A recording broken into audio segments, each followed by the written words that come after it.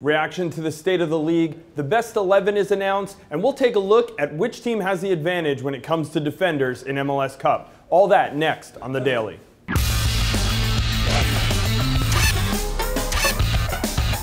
Welcome to The Daily for Tuesday, November 27th with Simon Borg. I'm Jason Seguini. As he does every MLS Cup week, the Commissioner, Don Garber, gave a State of the Union address yesterday, and Simon, plenty to talk about coming out of it. He mentioned expansion. He also talked about David Beckham. We'll start with Beckham, of course, and his ownership clause. We found out, we know he's leaving the Galaxy, and we expect him to come back as an owner. We found out some details about that clause. Yeah, Jason, Beckham has said that he has an interest to come back as an owner, as you said. But it's unclear. Would it be an expansion team? That's apparently what the clause is about. Or could he be involved in the New York City expansion team? Well, Don Garber straightened this out. He said that New York City is out of the question. But if he wanted to transfer his expansion option to use perhaps with the LA Galaxy, if the Galaxy are okay with this, that can happen. So Beckham as owner of the Galaxy, a possibility. Interesting development there. Also, he mentioned the New York expansion, which you touched on, Simon, saying that it's very close to the finish line, still have some hurdles to get over, but that is moving along. We also have to mention, as we talk expansion, other markets. He mentioned that, by name, Orlando and Atlanta are in the mix. And a stadium is the key there. If those two cities get new stadiums, then the expansion talks could begin. Same story with Minneapolis. All right, and speaking of stadiums, stadium in D.C., that has been on the docket for a long time now. He did address that as well. Yeah, he mentioned specifically that Jason Levine, one of the new owners of D.C. United, is really making headway with local officials, and that there are also developers involved, developers who own land. And Don Garber mentioned that he and the president of Major League Soccer, Mark Evan, have been in discussions with that developer. All right, and one more note on D.C. United. As we mentioned them, Stephen Goff of the Washington Post mentioning that Kevin Payne is leaving DC United. So tune into MLSsoccer.com later today for follow-up on that story. Also mentioned on the Commissioner's call yesterday, the best 11 came out for 2012, headlined by 4 players from Sporting Kansas City: Jimmy Nielsen, Aurelian Collin, Matt Beasler, and Graham Zusi, all making that team, Simon. Anyone that you think was left out? I think when you look at the whole best 11, I don't think you can argue with much. There's one player perhaps in particular, Aurelian Collin of Sporting Kansas City. He lost his place in the starting lineup at one point during the season. The manager, Peter Vermes, didn't have confidence in him. So can you be best 11 when you've lost your place?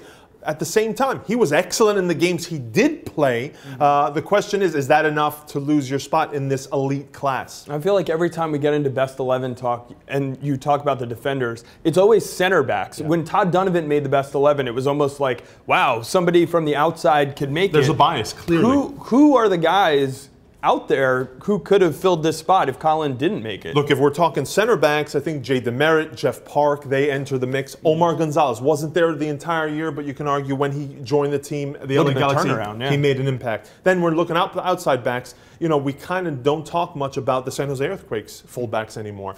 Justin Morrow and Steve Beitashour. So they could have gotten a shout. All right, interesting conversation there to be had. But also one more note on this Sporting Kansas City team. It looks like they are losing a big chunk. All signs point to Roger Espinoza headed to Wigan, even Rob Heineman coming out and tweeting about it. Well, this is the rumor we've been hearing now for a few months before the season even ended. And the issue I have with this kind of move is Roger Espinoza is an important player for Sporting Kansas City, and I'd like to see MLS teams deal with their important players, either re-sign them, work to re-sign them early, or try to transfer them and get something out of them. When the good players leave when their contracts stop, there's just a funny feeling about that for me. All right, Espinoza probably headed to Wigan in January.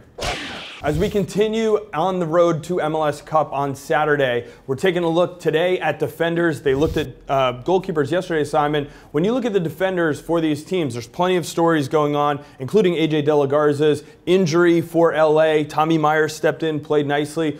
Omar Gonzalez coming back. You look at the other side, the Houston Dynamo. They have the big center backs. They, of course, also have an injury with Jermaine Taylor to deal with. So who has the advantage here when you look at these two teams? You know, I think in terms of personnel, I like the Galaxy's back line. And they only have one question. Both teams have one question they're dealing with really heading into the game. For the Galaxy, Tommy Meyer, the rookie center back, is pairing up with Omar Gonzalez right now, but is A.J. De La Garza going to be fit enough to resume and take his place? Look, there's an advantage to having Meyer in there. He's played with Gonzalez now several games, and he knows Will Bruin, the center forward for the Houston Dynamo. They're both from St. Louis. They both played in Indiana, so they know each other.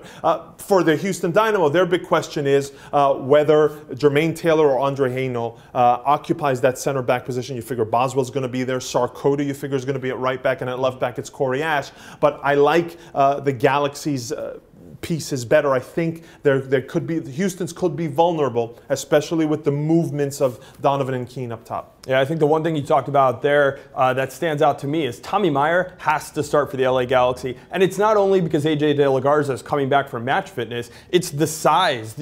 Tommy Meyer's size is an advantage over De La Garza when you look at this team and what the Houston Dynamo can bring with Davis's set pieces. Bruin is just a beast in the box. I think De La Garza even admitted that against the Earthquakes, it was better to have Meyer in there. I think the same thing goes for the Houston Dynamo. So that's all the MLS Cup coverage we have on the Daily today, but it continues all week in the lead up to Saturday, December 1st, 4:30 p.m. Eastern Time. You can see that on ESPN or Telefutura in the U.S. and Canada, on TSN and RDS. And don't forget, Extra Time Radio came out yesterday. You can get it on iTunes, Buzzsprout, Stitcher Radio. You can hear it on Sirius. You can go to MLSsoccer.com/extratime. No reason you should miss that episode with Grant Wall and Alexi Lalas. Plenty to talk about, of course, from them. That's all we have for the Daily today. Stay tuned to MLSsoccer.com all week for continuing coverage of MLS Cup.